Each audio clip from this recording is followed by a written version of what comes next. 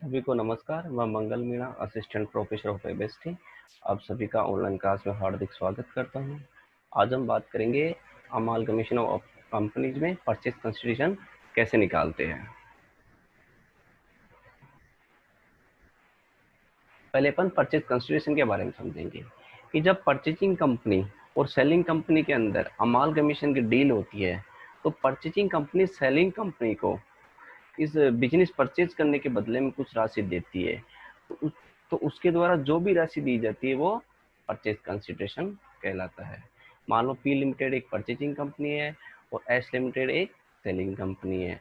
अब दोनों कंपनी के मध्य डील हो जाती है और इस डील के तहत परचेजिंग कंपनी द्वारा जो सेलिंग कंपनी के ओनर्स है उनको कुछ राशि दी जाती है। तो उसके ओनर्स को जो राशि दी जाती है वो कहलाता है परचेज कंसिडरेशन। अब ये देखते हैं कि सेलिंग कंपनी के ओनर्स कौन कौन हो सकते हैं। तो बैलेंस शीट, किसी भी कंपनी की बैलेंस शीट के लायबिलिटी साइड में ऊपर ऊपर आपको इक्विटी शेयर कैपिटल या प्रेफरेंस शेयर कैपिटल दी होगी।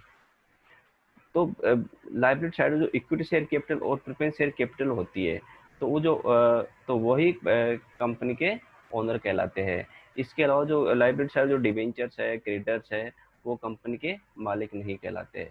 तो परचेजिंग कंपनी द्वारा सेलिंग कंपनी की प्रेफरेंस शेयर होल्डर और इक्विटी शेयर होल्डर्स को जो भी राशि दी जाएगी वो कहलाएगा परचेज कंसिडरेशन। अब जैसे मान लो उनको चाहे केस में दिया जाए, उनके ओनर्स को चाहे इक्विटी शेयर कैपिटल दी जाए, चाहे प्रेफरेंस शेयर कैपिटल दी जाए, चाहे डिवेंचर्स दिए जाए, कुछ और चाहे असेट्स दिए जाए, यानी उसके ओनर्स को जो भी दिया जाएगा वो परचेज कंसिडरेशन कहलाएगा। अब देखते हैं परचेज कंसिडरेशन की कौन कौन सी मेथड्स है। एक तो है नेट पेमेंट मेथड, सेकंड है नेट असेट्स मेथड और थर्ड है इंट्रेंसिक वैल्यू मेथड। तो हमेशा अपने को एक बात दिमाग में याद रखनी है कि अपने को हमेशा नेट पेमेंट मेथड से ही परचेज कंसिडरेशन कैलकुलेट करना है।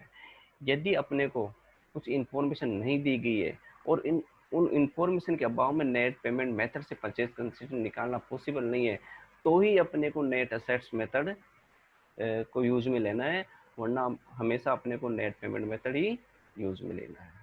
अब देखते हैं net payment method. Net payment method में उसके preference share holder, equity share holder को जो भी पैसा दिया जाएगा तो वो कहलाएगा परचेज कंसिडरेशन। अब उसमें चाहे उनको शेयर दिए जा सकते हैं, उनको डिवेंचर्स भी दिए जा सकते हैं, उनको कैश भी दिया सकता है, उनको चेक भी दिया जा सकता है, या कोई असेट्स की वैल्यू असेट्स भी दी जा सकती है। तो उनका टोटल होगा वो परचेज कंसिडरेशन कहलाएगा नेट पेमेंट मेथड के थ्रू। अब देखते हैं if the market value of share of the vendor company and purchasing company given in the question. यदि अपने पास परचेज कंसिडरेशन निकल के आ गया नेट पेमेंट मेथड के थ्रू तो अपने को देखते हैं यदि वेंडर कंपनी की मार्केट वैल्यू दे रखी हो और परचेजिंग कंपनी की शेयर्स की मार्केट वैल्यू दे रखी हो तो अपने को कितने शेयर इशू परचेजिंग कंपनी द्वारा कितने शेयर इशू किए जाए ये अपने को ज्ञात करना हो तो कैसे ज्ञात करेंगे। Number of shares in the vendor company into market value पर share in the vendor company. अपन डिवाइड करेंगे मार्केट वैल्यू पर share in the purchasing company. इस प्रकार अपन जो परचेजिंग कंपनी द्वारा जो वेंडर कंपनी जो शेयर इश्यू किए जाएंगे वो नंबर ऑफ शेयर्स निकल के आ जाएंगे। अब एग्जांपल से समझेंगे इसको। S limited absorbed by P limited, the balance sheet of S limited is as under. अपने को एस लिमिटेड की बैलेंस शीट दे रखी है, 2,000 रुपये प्रेफरेंस शेयर है, 100 रुपये के हिसाब से 2 लाख के, और 5,000 equity share of 100 is fully paid up, 5 lakh के हो गए। रिजर्व है 3 लाख के, 6% डिवेंचर है 2 लाख के, क्रेडिटर्स है और इधर सन्डे असेट्स है 13 लाख की। P Limited has agreed to issue 9% preference share of 100 each in the ratio of 3 shares of P Limited for preference share in S Limited। यानी कि वेंडर कंपनी की जो प्रेफरेंस शेयर है उनके 4 शेयर के बदले में 3 शेयर इश्यू किए जाएंगे in the ratio of 3 shares of P limited for preference share in S limited. यानी एस लिमिटेड के 4 प्रेफरेंस शेयर के बदले में 3 शेयर दिए जाएंगे, यानी 3/4 के रेशियो में प्रेफरेंस शेयर दिए जाएंगे। अब ये देखते हैं कि एस लिमिटेड के पास कितने प्रेफरेंस शेयर है, तो 2,000 प्रेफरेंस शेयर है, तो इसका मतलब 3/4 यानी 1,500 प्रेफरेंस शेयर दिए जाएंगे। तो ये देखो प्रेफरेंस शेयर होल्डर कितने दिए जाएंगे, 2000 इंटू 3/4 इंटू 100, ये हो गया 1.5 लाख हो गया, 9% प्रेफरेंस शेयर दे देंगे। अब नीचे दे रखा है to issue to debenture holder in S limited. अब पहले अपन बात कर चुके हैं कि डिवेंचर्स को, यानी वेंडर कंपनी के डिवेंचर्स को जो भी राशि दी जाएगी वो परचेज कंसिडरेशन में नहीं गिनी जाएगी।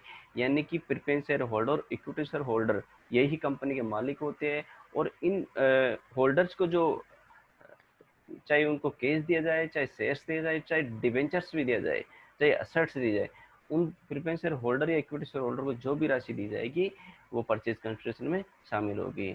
अतः इस लाइन का अपने लिए कोई महत्व नहीं रह गया है। अब आगे बात करते हैं, to pay 20 per share in cash and to issue 6 equity share of 100 each, market value 125 in lieu of every 5 shares held in S limited. यानी केस कितना दिया जाएगा, एक शेयर के बदले 20 रुपए। अब ये देखो 5000 इक्विटी शेयर है, 5000 इंटू 20, 1 लाख रुपए केस हो गया। फिर आगे दे रखा है 6 इक्विटी शेयर ऑफ 100 इस मार्केट वैल्यू है 125 in lieu of every 5 share, यानी प्रत्येक 5 शेयर के बदले में 6 शेयर दिए जाएंगे। अब शेयर कितने टोटल, 5000, तो 6/50 के रेशियो में दिए जाएंगे। तो 5000 इंटू 6/5 इंटू 125 जो उसकी मार्केट वैल्यू है, तो टोटल निकल के आ जाएगा 7,50,000। इस प्रकार टोटल परचेज कंसिडरेशन निकल के आया 10 लाख। नेक्स्ट एग्जांपल देखते हैं अपन, the assets of the national steel company limited NASCO are purchased by the Hindustan iron steel company limited इसको purchase consider are as follows, a payment in cash at 90 for every equity share in NASCO. यानी cash कितना दिया जाएगा, प्रत्येक equity share के लिए 90 रुपए दिए जाएंगे। तो 6000 इक्विटी शेयर हो गए, इंटू 90 करेंगे तो केस दिए जाएंगे 5,40,000। अब नीचे दे रखा है a further payment in cash 550 for every debentures. अब डिवेंचर्स को तो अपन जो भी देंगे वो परचेज कंसिडरेशन में नहीं गिना जाएगा। लास्ट में an exchange for 4 shares of HISCO of 75 is quoted in market at 140 for every share in NASCO. यानी नास्को के प्रत्येक एक शेयर के लिए 4 शेयर दिए जाएंगे और उसकी मार्केट वैल्यू है 140। अब यहाँ पर कितने शेयर दे रखे हैं, 6000 इक्विटी शेयर। इन प्रत्येक एक शेयर के लिए 4 शेयर दिए जाएंगे, तो 6000 शेयर के लिए दिए जाएंगे 6000 इंटू 4 यानी 24,000 शेयर दिए जाएंगे। उनकी मार्केट रेट 140, तो ये हो जाएगा 24,000 share of 75 each eight RS 140, ये हो जाएगा 33,60,000। इस प्रकार टोटल परचेज कंसिडरेशन हो गया 39 लाख। अब बात करते हैं नेट असेट्स मेथड की।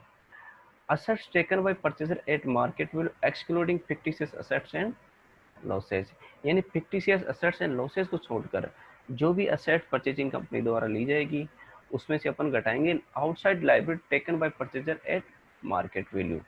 तो जो भी उसके द्वारा जो लाइबिलिटी ली गई है outside liabilities, in outside liabilities में किस किस को छोड़कर, equity share capital, preference share capital और रिजर्व एंड सरप्लस को छोड़कर जो भी लाइबिलिटीज है वो आउटसाइड लाइबिलिटी कहलाती है।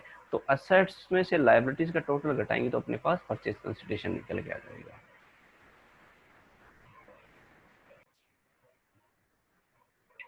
Intrinsic value method, all assets eight market value excluding fictitious assets and losses, इसमें से घटा देंगे outside liability eight market value.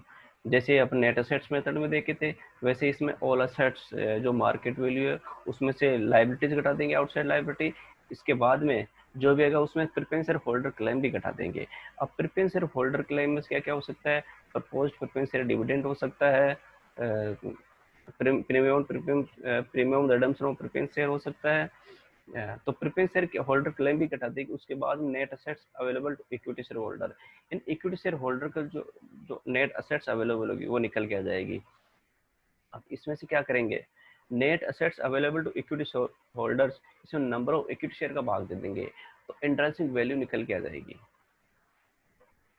इसी प्रकार परचेजिंग कंपनी की इंट्रिंसिक वैल्यू निकाल लेंगे, उसमें नेट असेट्स जो अवेलेबल इक्विटी शेयर होल्डर उसमें से उसका नंबर ऑफ इक्विटी शेयर्स का भाग देंगे तो IV निकल के आ जाएगी। इस प्रकार दोनों कंपनी की IV निकालने के बाद में purchase consideration is total of following A plus B, अपने पास 2 पॉइंट दे रखे A और B, इनका टोटली परचेज कंसिडरेशन कहलाएगा। अब देखते पहले आते हैं अपन A पॉइंट पर, number of equity share in vendor company into IV of vendor company divide IV of purchasing company. तो पहले अपने को क्या करना, आईवी दोनं कंपनी का आईवी निकालने के बाद में एक वेंडर कंपनी की जो इक्विटी शेयर है इसको इनटू करेंगे आईवी ऑफ वेंडर कंपनी, उसके बाद में अपन डिवाइड करेंगे आईवी ऑफ परचेजिंग कंपनी से, उसके बाद में अपन इनटू करेंगे issue price of share in purchasing company. If price is not given in question, then intrinsic value of purchasing company will be taken। यदि अपने को इशू प्राइस नहीं दे रखी है तो अपने को जो परचेजिंग कंपनी जो इंट्रेंसिक वैल्यू है वही इशू प्राइस मानकर चलनी है। ये लास्ट में बी पॉइंट है, प्रेफरेंस शेयर होल्डर क्लेम। इन प्रेफरेंस शेयर होल्डर में क्या क्या हो सकता है, preference share capital, propose preference share dividend, premium और रिडम्पशन ऑफ प्रेफरेंस शेयर। इस प्रकार ए और बी का टोटली परचेज कंसिडरेशन हो जाएगा। Thank you.